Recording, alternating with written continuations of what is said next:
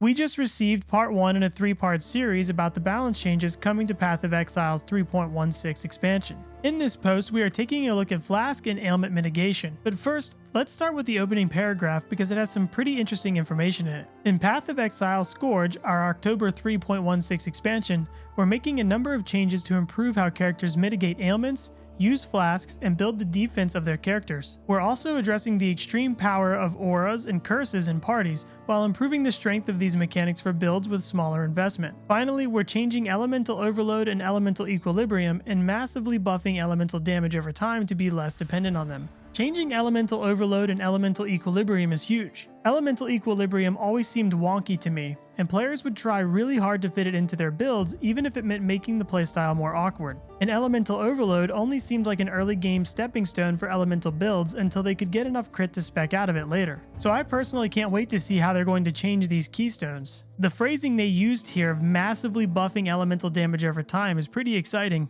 It makes me think that we might have another Burning Arrow League coming up. Also, their mentions of auras and curses in parties being nerfed, but also being buffed for smaller investment is pretty exciting news as well. But all of this stuff isn't covered in this post, but I thought it was worth mentioning to you guys before we jumped in. Let's get started with the ailment changes coming in 3.16. Their solution to the ailment problems introduced in 3.15 is to give us more options to deal with ailments. And they really did give us a lot of new options. I'm not going to read every single one of these, but some of the highlights are: chances to avoid ailments have been increased on jewels, influenced bases, and essences. The corruption implicit on rings that could grant poison, ignite, and bleed immunity will now be possible to obtain earlier and will have a higher outcome chance. Some skills grant immunity to certain ailments now, like Purity of Elements makes you completely immune to elemental ailments, but the reservation is 50% now instead of 35%. And Tempest Shield reserves mana now, but makes you immune to shock.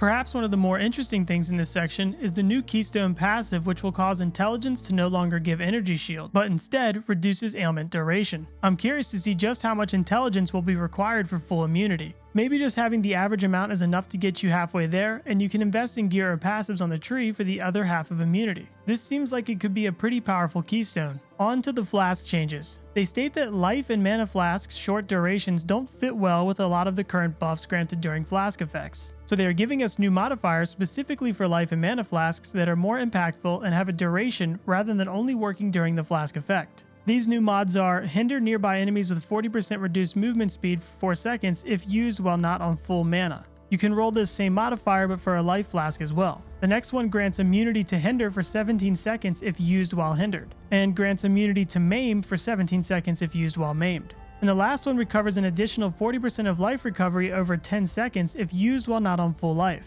Next, utility flasks were changed to be more reactive in 3.15 when players were usually using them more proactively. Their solution is to replace the ailment removal modifier on utility flasks with a mod that grants ailment immunity but reduces flask duration. The base flask durations have been increased to compensate for this change. These mods will grant immunity to specific ailments during flask effect at the cost of 35% less flask duration at the highest tier. These can be beast crafted as well. The next problem with utility flasks is that they are easily sustainable for stronger characters, but much more difficult for weaker characters to sustain. Their solutions to this are to add new mods and improve existing mods on flasks that affect their duration or charge gain. They've also added new passives to help sustain flasks. And they've extended the base duration of utility flasks to reduce how often they need to be used. I'm interested to see how this plays out though, considering all the previously mentioned ailment immunity mods will reduce the durations of the flasks back to their original durations. They gave us a list of the new durations for utility flasks as well as changes to some unique flasks because of the new durations. They've also improved flask investment in the dexterity area of the tree.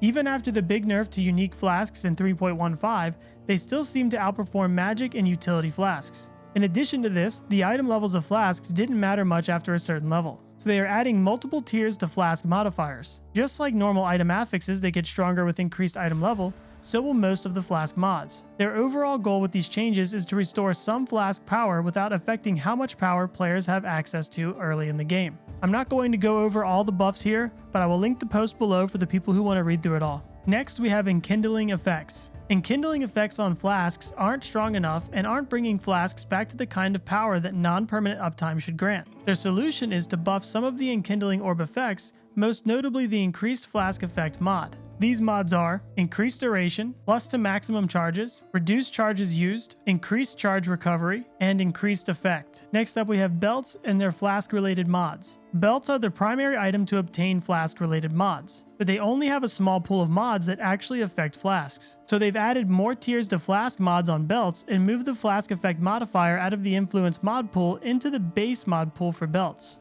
These mods are 40% increased flask life recovery rate, 40% increased flask mana recovery rate, 40% increased flask charges gained, 33% increased flask effect duration, and flasks applied to you have 12% increased effect. On to instant life recovery flasks. Instant life recovery flasks are currently the most reliable way to stay alive in sticky situations, since the life gained over time from a normal flask is spread out over a long period of time. The solution to this is to keep the total life recovery from all life flasks the same, but have the amount of time for this to occur. This change is massive and makes non-instant life flasks much more effective. And this last section is a two-parter. There are no accessible tools for players to change their charge gain method if gaining charges on kill isn't suited to their slower playstyle, aka underperforming builds. They plan to fix this by reworking the survival jewels available from the Through Sacred Ground quest to let you gain charges another way, while reducing the charges gained from kills. The designs for these jewels are still a work in progress. I'm personally really excited that we are getting new options for the unique jewels granted on this quest. I've always felt that a lot of the unique jewels offered throughout the campaign are boring and uninspired, so definitely looking forward to this.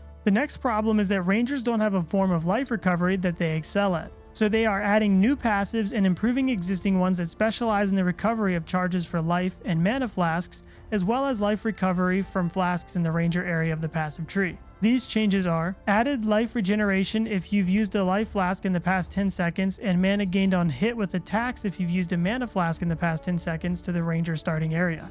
Added new passive skills in the ranger section of the passive skill tree that increase generation of life and mana flasks, including gaining a life flask charge on hitting enemies. This has a short cooldown. Added new sources of life and mana flasks gaining charges every 3 seconds, and life flasks gaining charges when you suppress spell damage. And that concludes the balance changes for Flasks and Ailment Mitigation. All of these changes have me really excited for the 3.16 expansion, but we still have 2 more parts to go, so hopefully they're as good as the first one. I'm also interested to hear what your thoughts are on all these changes, so please share them with me in the comments below. Don't forget to like and subscribe, and I'll see you guys later for parts 2 and 3.